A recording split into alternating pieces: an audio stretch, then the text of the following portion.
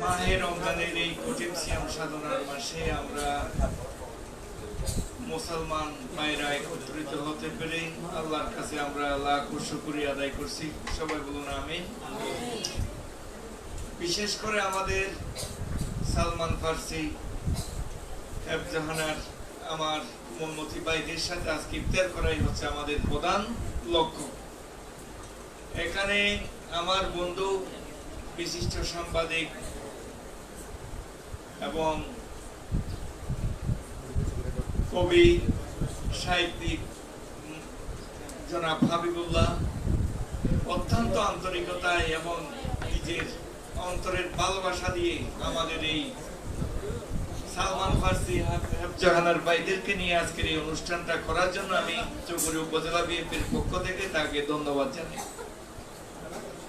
সাথে সাথে ধন্যবাদ জানাই বিশিষ্ট সমাজ সেবক এই 7 নম্বর ওয়ার্ডের সাবেক কমিশনার জনাব বাবু কমিশনার, আমাদের সামনে আছেন এই এলাকার কৃতি সন্তান সৎ ব্যবসায়ী কন্ডাক্টর জনাব বাবু সাহেব, আরেকজন বিশিষ্ট ব্যবসায়ী আমার জামাতা জনাব ফজল সাহেব, বিশিষ্ট সাংবাদিক আমার অত্যন্ত স্নেহের ছোট ভাই নুরুদ্দোজা জনি এবং এই অত্র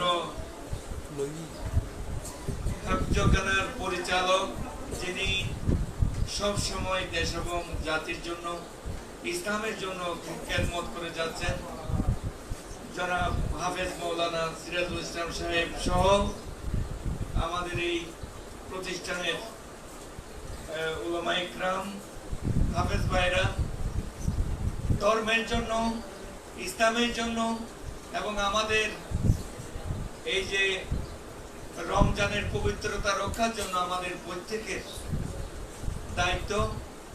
আমরা এই যে আমাদের সামনে যারা উপস্থিত আছেন, যারা কোরআনকে ধারণ করেন, কোরআনের ভাষা হচ্ছে আমাদের আল্লাহর ভাষা, কোরআনের কথা হচ্ছে আমাদের আল্লাহর কথা।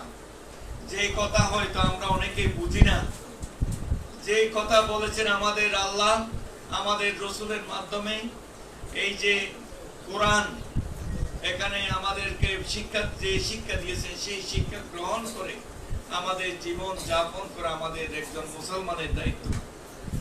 আমরা আজকে হয়তো অনেকেই কোরআন পড়ি, কোরআন বুঝি না। কোরআন যদি আমরা বুঝি, আল্লাহর কথা যদি আমরা বুঝতাম, আজকে সমাজের মধ্যে অত্যাচার, অন্যায়, জুলুম, নির্যাতন হতো না। তাই আমি আমার হুজুর ভাইদেরকে বলবো, আপনারা যদি আমাদের হাফেজ ভাইদের উদ্দেশ্যে যদি বাংলা অর্থ সহ আপনারা পড়াতে পারেন, তারা সেটা যদি গ্রহণ করতে পারে, তাহলে আমাদের সমাজ, আমাদের এই জাতি, আমাদের আল্লাহর নির্দেশ মতো, আমাদের রসুলের নির্দেশ মতো এই সমাজ, এই রাষ্ট্র পরিচালনা হবে ইনশাআল্লাহ। তাই আমরা যারা কোরআন পড়ি, বুঝি না, আমরা বুঝার চেষ্টা করব। যারা কোরআন যে মুখস্থ করে আজকে যে হাজার হাজার শত শত হাফেজ সৃষ্টি করেছেন, আপনারাও কোরআনের অর্থ সহ বুঝে আপনারা তাদেরকে শিক্ষা দেবেন। সেই শিক্ষা নিয়ে তারা একটি সুন্দর দেশ এবং সমাজ, একটা পরিবার গঠন করতে পারবে। নিজেকে একজন আলোকিত মানুষ হিসাবে, একজন ধর্মপ্রাণ মুসলমান হিসাবে সমাজে প্রতিষ্ঠিত হতে পারবে।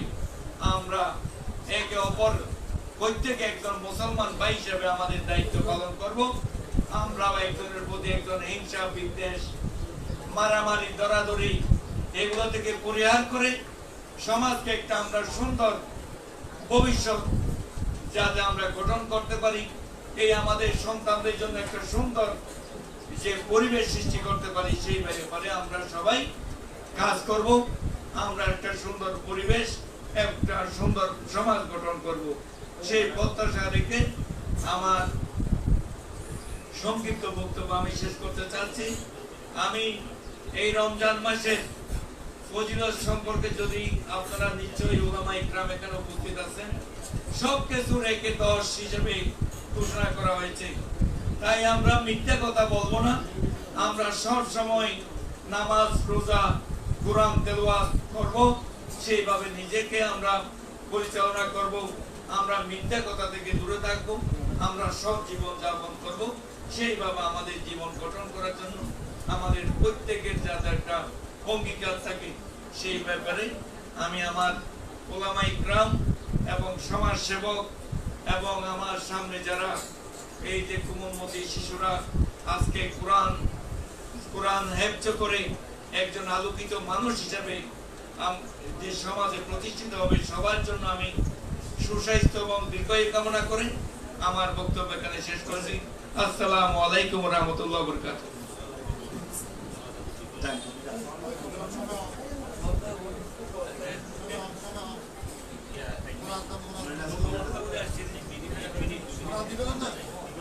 সম্মানিত উপস্থিতি, আমাদের আলোচনার শেষ প্রান্তে